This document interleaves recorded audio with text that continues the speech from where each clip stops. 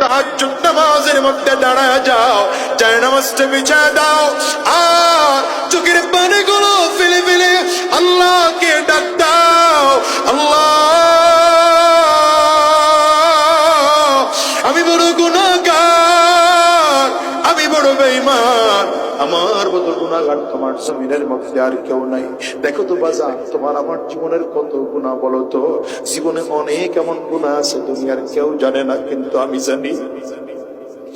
দুনিয়া এমন অনেক গুনাহগার আছে, যদি প্রত্যেকে তোমার আমার প্রত্যেকের মাথার সামনে সিসি ক্যামেরা লাগায় দাও তো, এই যে জামালপুরের ডিসি সাহেব যেমন ধরা খাইছে, এমন করে তোমাদের প্রত্যেকের ধরা খাওয়া লাগতো বাজান, আমার প্রত্যেকের ধরা খাওয়া লাগতো।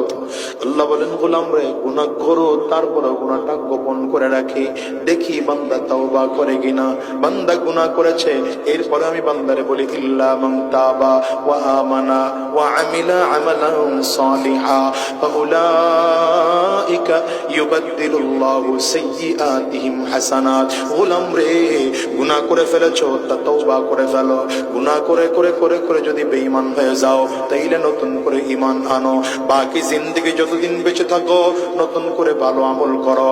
আল্লাহ বলেন, যদি কাজটা করতে পারো, আমি তোমাকে নেক গুনাহগুলোকে নেকি দ্বারা পরিবর্তন করে দেব।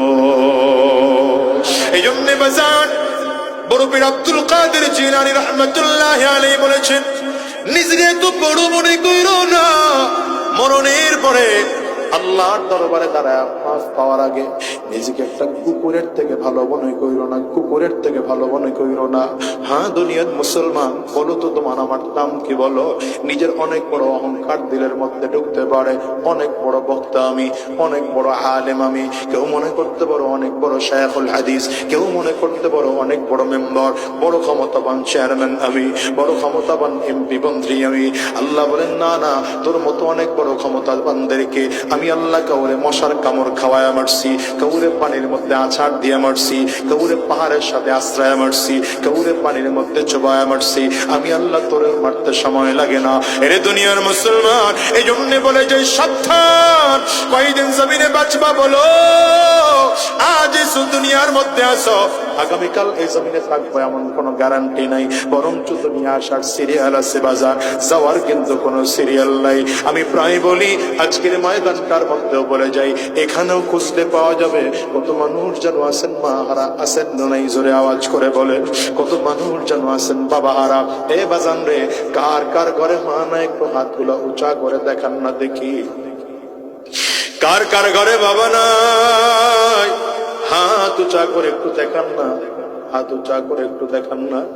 হাতগুলো তুলে রাখেন। আমার যুবকরা একটু তাকায় তাকায় দেখো মা হারা মানুষদের অবস্থা, বাবা হারা মানুষদের অবস্থা।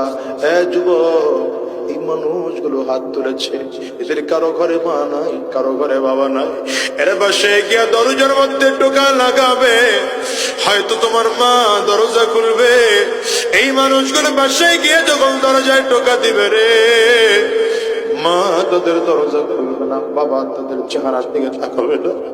আমি তো প্রায় বলি, আমি আজাদু বাসায় গিয়া দরজায় টোকা দিলে আমার মা দরজা খুলবে না। যেন অনুরোধ করে গেলাম, যেমন করে তোমার মা জমিন থেকে বিদায়, মা জমিন থেকে বিদায়, এমন একটা দিন আসবে তোমাকে আমাকেও জমিন থেকে বিদায় হওয়া লাগবে। আজরাইল সামনে দাঁড়ানোর আগে আগে পাক্কা ইমানদার হয়ে যাও, সাচ্চা ইমানদার হয়ে যাও। মালিকের কাছে চোখের পানি এগুলো ফেলে ফেলে কান্না করো, আর বলো, আল্লাহ, আমার চেয়ে বড় গুনাহগার এই জমিনের মধ্যে আর কেউ নাই, আমার চেয়ে বড় খারাপ মানুষ এই জমিনের মধ্যে আর কেউ নাই, আমার চেয়ে নিমক হারাম এই জমিনের মধ্যে আর কেউ নাই।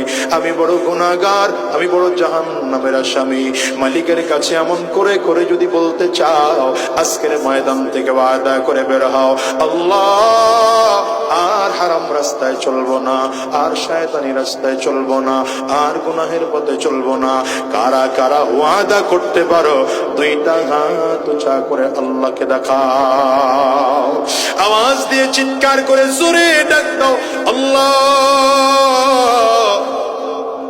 জবান করে জোরে ডাক দাও না, আল্লাহ। দয়ার মালিক, যত যতজন মানুষ আমরা দুইটা হাত উঁচু করলাম, ওয়াদা করলাম হারাম রাস্তায় আর চলবো না, শয়তানি রাস্তায় চলবো না, গুনাহের পথে চলবো না। আল্লাহ তুমি কবুল করে নাও, কবুল করে নাও। চিৎকার করে বলো আমিন।